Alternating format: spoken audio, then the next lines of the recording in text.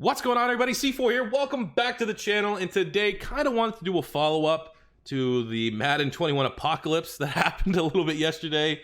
And it's just been on my mind. Something that I want to talk about, explain, talk about some things. You know, I recorded a rebuild yesterday that was supposed to come out today. I'm pushing it back a day, which is always good. More uploads, the better for me.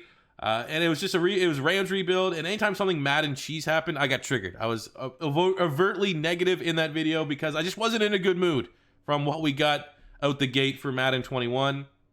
And I'm going to get to that point in the second part of this video because I want to show something. This is the official Madden page, right? And I was just kind of like, I made a tweet about this. If you follow my tweet, you probably know the point I'm going to make. But it's like, all right, I was like, look at the sizzle reel trailers. Obviously, we're not going to be going into the in-depth stuff, but just the initial, like, hey, it's the beginning of Madden season. Madden 25, we got 92% like to dislike ratio. 1,400 likes, 121 dislikes. Green's good. Anything in the green. If you're the analytics department for Madden must use a lot of analytics to make the decisions that they do for the direction of their game. And business decisions versus, you know, maybe the right decision, the community decision. They're seeing Madden 25, 90% likes. People are vibing. Madden 16, we got 92% likes. Madden 18, 92%. Madden 19, 83%. It's in the orange, but 83% still not too bad, right? We got another sizzle reel for Madden 15 Holiday, 94%. We got Madden 13 here, E3 trailer, 98%. It's the same thing that pretty much we got yesterday. Madden 16, first look, 93%. Madden 17, a little bit of, it's on the outside there, but still 8,000 likes to 4,000 dislikes, 68%. It's not good, but it's not the worst thing. It's not bad news. If you're looking at it from an analytics standpoint, you're like, okay, maybe they're a little unhappy, but it's still not bad. Madden 15, we got 88%. Madden 25 here, we got 93%. Madden 25, 96% on the official release trailer. So what I'm trying to get a point is historically, these Madden teaser sizzle reels and stuff, they've been getting 90s. They're getting green like to dislike ratio. From an analytics perspective, the analytics department are coming back to the suits and coming back to everyone that's responsible for the Madden title and saying, man, social media is popping off. All these numbers, all these metrics are being hit. People are excited for the game. However, yesterday's trailer, 46%. Almost 16,000 dislikes to 1,300 likes. You know, and we know, you know, let's get this centered here a little bit. You know, all the comments are like, fix this. And it's the same thing every year. Like, this is easily the biggest negative response I have seen to a Madden trailer. And I think, you know, for my stance on this, if people really want to try to make a change, these are the kind of things that people want to see. If this is how analytics are king in big AAA titles like this. You know, people have seen the Star Wars. I don't really know the whole context because I don't play those games. But like when people had that big backlash against Star Wars, that actually kind of prompted change. It's not, you know, the people on the Madden Reddit saying let's boycott the game and a bunch of 30-year-olds agreeing with it. That's never going to make a difference because for every one guy that boycotts a game that they're not happy with, they're going to make that money up tenfold by one guy that goes super hard in microtransactions. They're not crazy worried about that. But when you see analytics like this, when they know and the Madden community is not feeling what they put out on day one, this is trending. Number 15 on trending. This is the publicity that Madden wants, right? It's everything. It's their big trailer. They're going to see, oh, number 15 on trending. What other analytics you have? Oh, people hate it. People are not happy. This, for someone that, you know, is not necessarily overly optimistic, I guess we could say, about Madden 21 franchise, these are the kind of things that make people's voices heard. These are like, oh, why are people disliking this video? Why are these analytic metrics that we're trying to set and that we want to try to accomplish, why aren't they being matched? And they're going to be like, oh, well, what we put in this game is probably not what people want to see. People don't want to see celebrations. People, unfortunately, for Madden, you know, there's people that are probably the celebration team that put a lot of work in to make the new celebrations. There's a lot of people that work on Face of Franchise. That's their pride and joy. But unfortunately, that's not what people want to see. So it's definitely something to keep an eye on. You know, my feeling about it.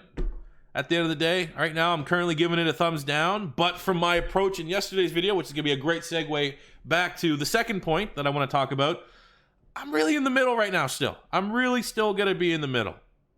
So the middle. What do I mean by the middle? Well, I feel like Madden has like a spectrum. There's 3 stages. You have on the far left side, we'll call it EA. And that's the side where you have the influencers that are more influential than me. These are the guys, you know, got the game changer stuff already about the Lamar Jackson interview highlighting Madden 21. And their opinion, I mean, how much is that influenced by some of the perks that they've worked to get, which, I mean, by all means, if I was in their shoes, who knows? And then you have the other side of Madden where, you know, it's the developers. I've met the developers. You know, it's one of those things that was almost eye-opening a little bit because I have come from the fed-up franchise gamer side into some conversations, and then you find out, like, oh, I mean, the guy that, like, 4 or 5 guys on the development team of franchise worked on NCAA. Like, they clearly know what needs to go into a franchise game.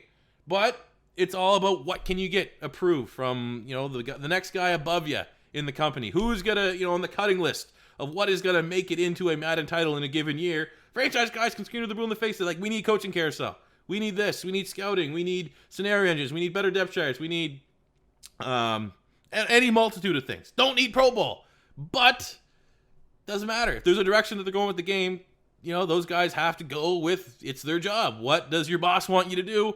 And you got to go ahead and do that. So I understand that perspective.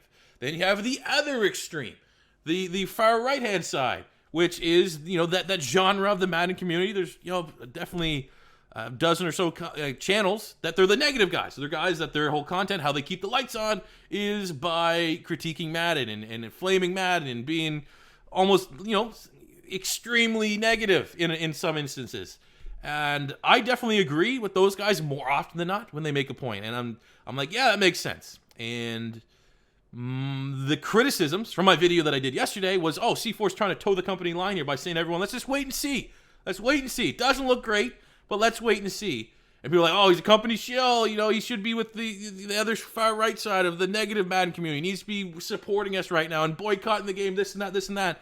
But see, the issue that I don't have an issue with anyone in the community, by all means, again, because I ultimately agree with a lot of the points they make. But the issue with these guys is I assume that most of the people that do the negative Madden, that's their reputation anyways, they do it because they love this mode. They love franchise mode, they love the gameplay, they love the Madden title, and they want to get back to being a game for us, a game made for us, a game not made for casual players. But the unfortunate thing is, I mean, this, how many years? You gotta give like the last 5 years. These guys are making videos, they blow up with negative. Has anything changed? No. What they do falls on deaf ears. And shouldn't the goal of those videos be, you know, it's a suggestion. I want this video to make it to someone that can actually make a change. Someone to get inspired by my words, by my passion, and say, hey, maybe we should change this game. But it falls on deaf ears because the approach that a lot of these guys have had has burned a lot of bridges. It's kind of blacklisted them. I know for a couple instances, guys that are like, they're muted. They don't exist in the world of some of these developers because of how they've gone about and approached themselves. So I'm very cautious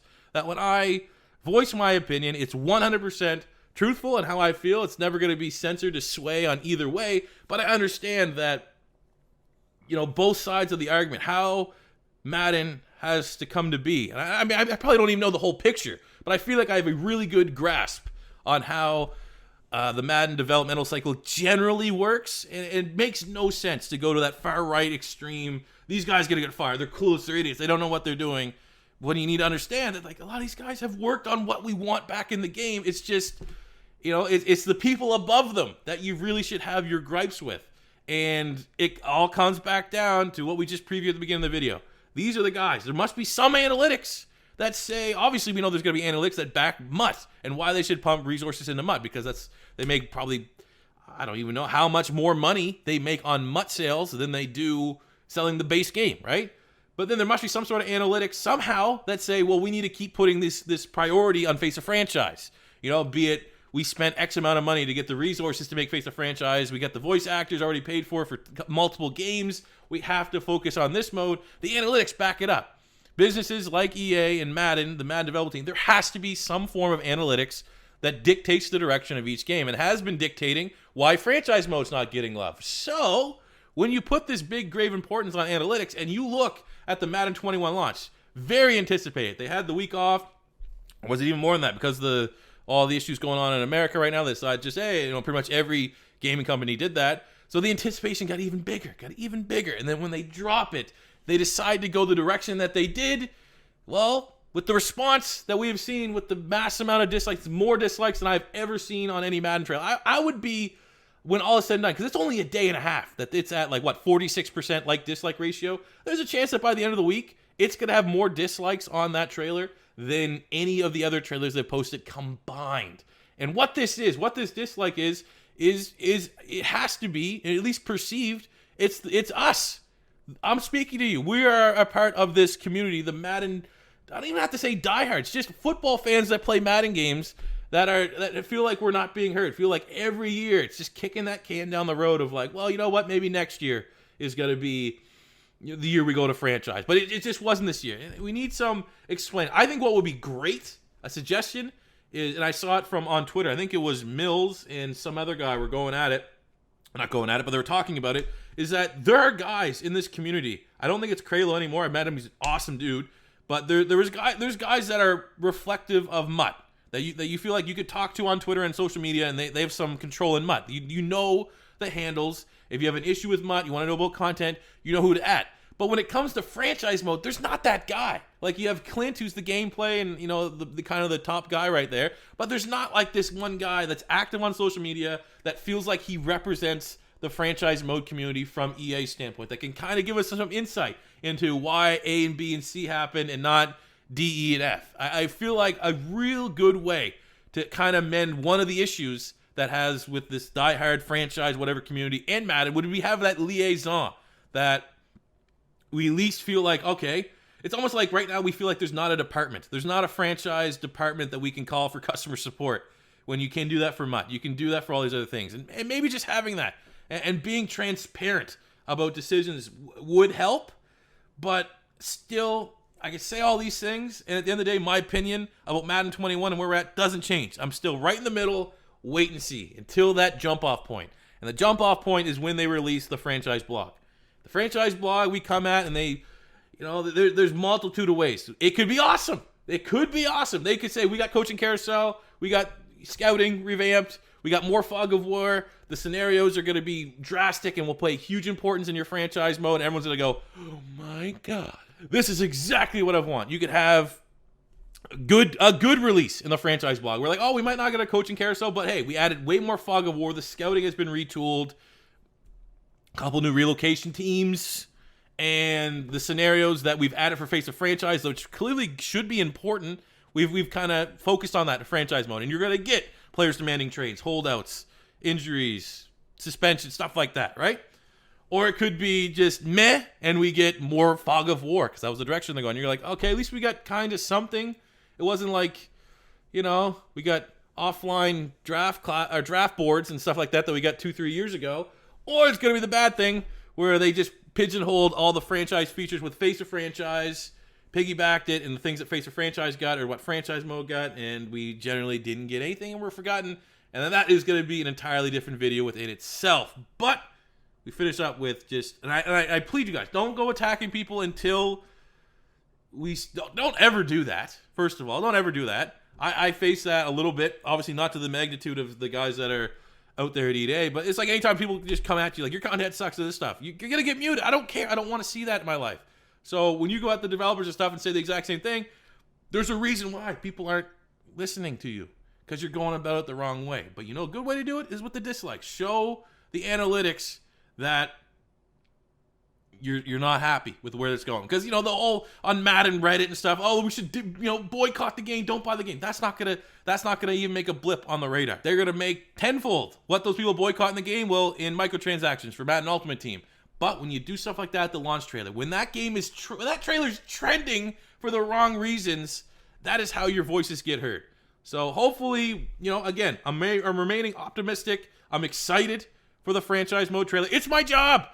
More than anybody, I need it to be good. It's my job. If franchise mode didn't get any love yet again, and it's another case of, oh, well, maybe Madden 22, that's a full 12 months that I have to play something that just feels like it wasn't cared for. It wasn't given any attention to. It wasn't a priority. It was an afterthought. It's not a good feeling. I desperately want it to be good. So until we get that blog, until that jump off point happens, I urge you guys, let's just try to, especially in 2020, the way the year's gone, let's try to stick together. Let's try and be optimistic until said jump off point. And then I have no control. It's free reign. If they decided not to go a good direction with franchise mode, by all means, let them have it. And if they did do a great job, by all means, let them know that they did a great job so we know that that's what we want to see and we want to see more of it. That does it for you today, guys. Thank you for watching. Subscribe, like, all that good stuff, and I'll see you guys back here tomorrow. Peace out.